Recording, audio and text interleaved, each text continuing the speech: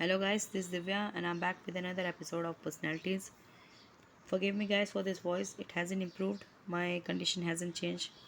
So let's begin. Premchand, the legendary Premchand. Anyone who has read even a bit of Hindi literature definitely must be knowing the name of Premchand. So before I begin, I would like to request you to subscribe Vysh's channel if you haven't yet. Press the bell notification so that you never miss an update. Also, you cannot afford to watch the foundational videos. Do watch those if you seriously, genuinely want to prepare for UPSC as well as clear UPSC. It has everything.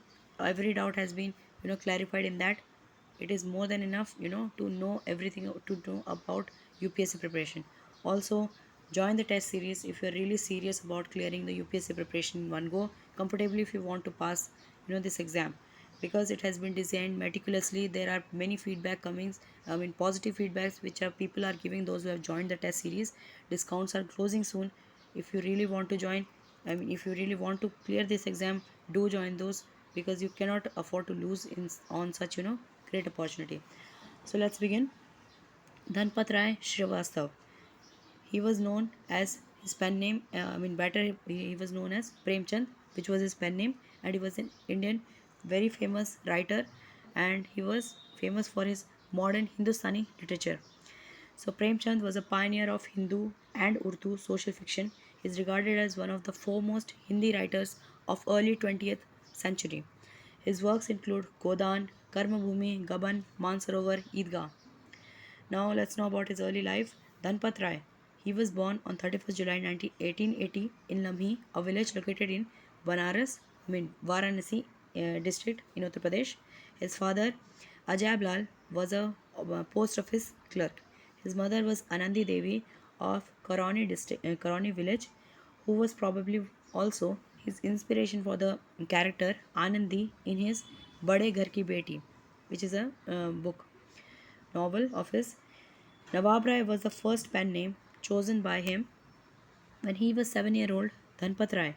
He began his education at a madrasa in Lalpur, Varanasi, located near Lamhi. When he was 8, his mother died after a long illness.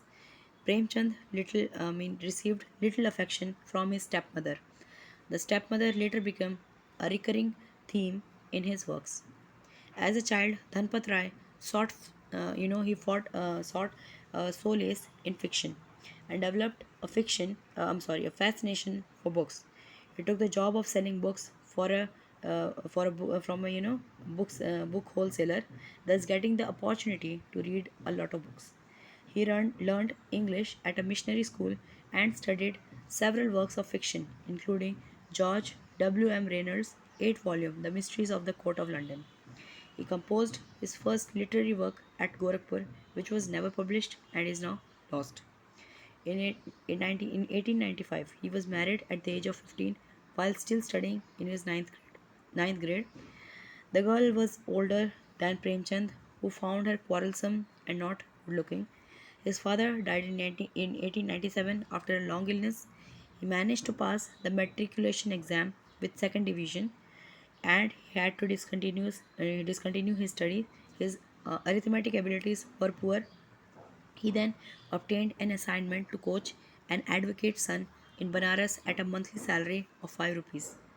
His stay at Kanpur.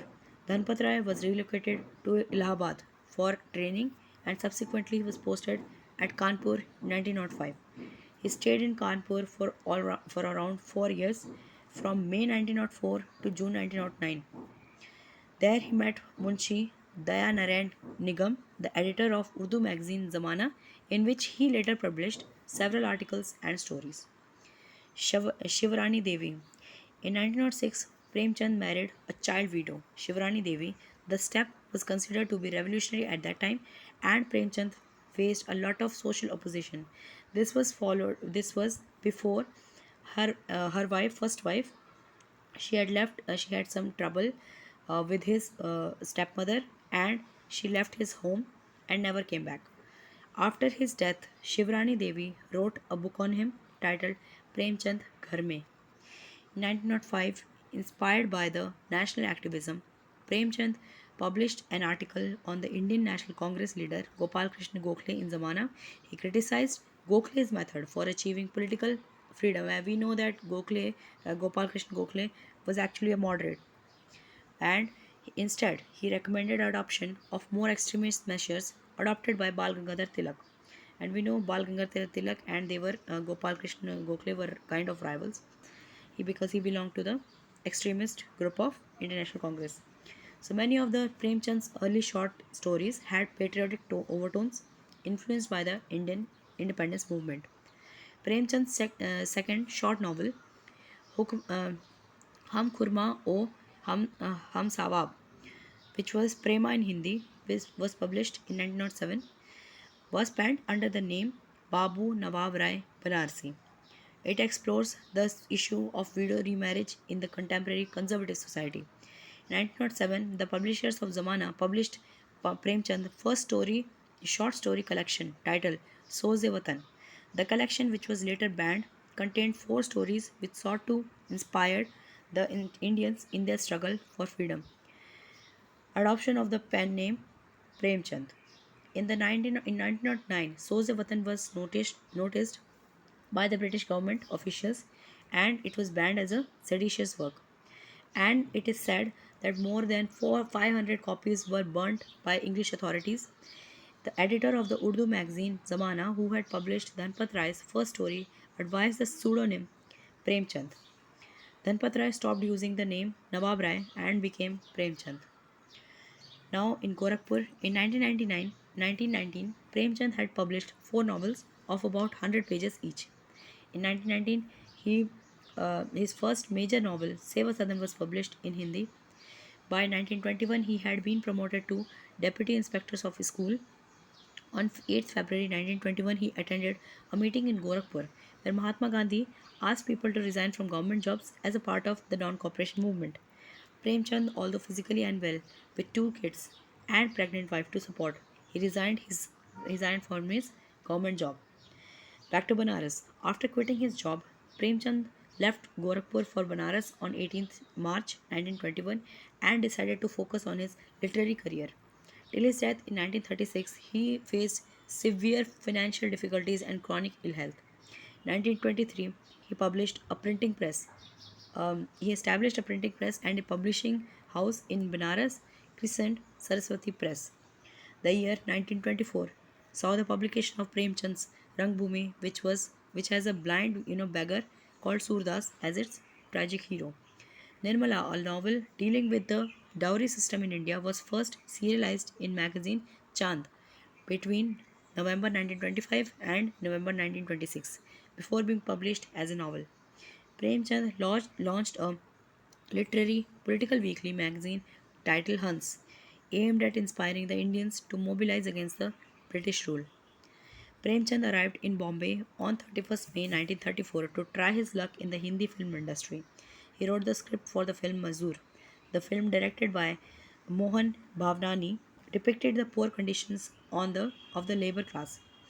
Premchand himself did a cameo as the leader of laborers in the film.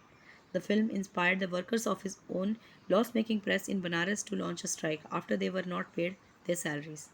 Premchand was beginning to dislike the non literary commercial environment of the Bombay film industry and wanted to return Banaras, which he did a year later because he had signed a contract.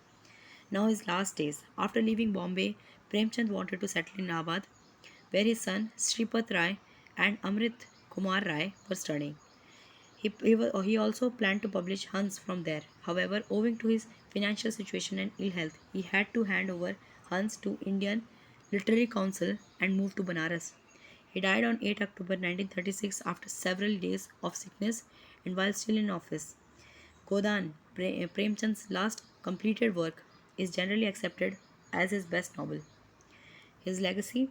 So Premchand was commemorated with the issue of a special 30 paise postage stamp by Indian Post on 31st July 1980. Premchand's ancestral home in Lamhi is being restored by the state government. An institute has also been set up in Lamhi to study his work. Munshi Premchand Mahavidyalaya in Siliguri has been named after him. So with this, we have come an end to this episode. Hope you have enjoyed it. If you liked it, if you really liked it, do comment on how we can improve and share these videos and like these videos. Now we'll wind up and we'll meet in the next one. Thank you so much.